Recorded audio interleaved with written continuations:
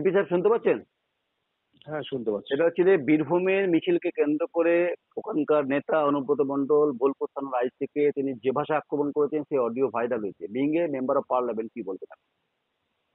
দেখুন, এটা যদি অনুব্রত মণ্ডলের ভিডিওটা যদি মানে ভাইরাল যেটা হয়েছে সেটা যদি সত্যি হয়ে থাকে, আমি জানি না এটা সত্যি কিনা, তবে যদি সত্যি হয়ে থাকে তাহলে একটা বর্বরচিত একটা নিম্নরুচির লোক এইসব দল, এইসব তৃণমূল কংগ্রেসের দলে এই ধরনের লোক থাকা বা তৃণমূল কংগ্রেসের দলের যে কাঠামো, এটা ভীষণ বাঙালির নিম্নরুচির একটা পরিচয় দিচ্ছে। যে বীরভূমকে, রবীন্দ্রনাথের বীরভূম, যে প্রণব মুখার্জির বীরভূম, সোমনাথ চ্যাটার্জির বীরভূম, সেই বীরভূমে একটা, তাহলে মনে করি যে একটা নিম্নরুচির মানুষ পলিটিক্সে রাখা উচিত না।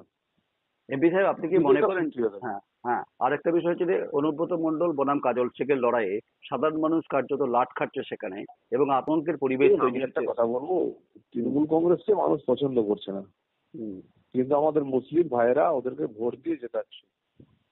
আমার মুসলিম ভাইদেরকেও বুঝতে হবে যে এই সরকারটা হচ্ছে অরিজিনালি কোনো মানুষের না। তৃণমূল কংগ্রেসের সব জায়গায় একই রকম, এখানে কোনো ব্যক্তিগত ব্যাপার নেই। এই দলটা যে করে কর্মে খাওয়ার জায়গা, এটা মানুষকে বুঝতে হবে, বাংলার মানুষকে বুঝতে হবে।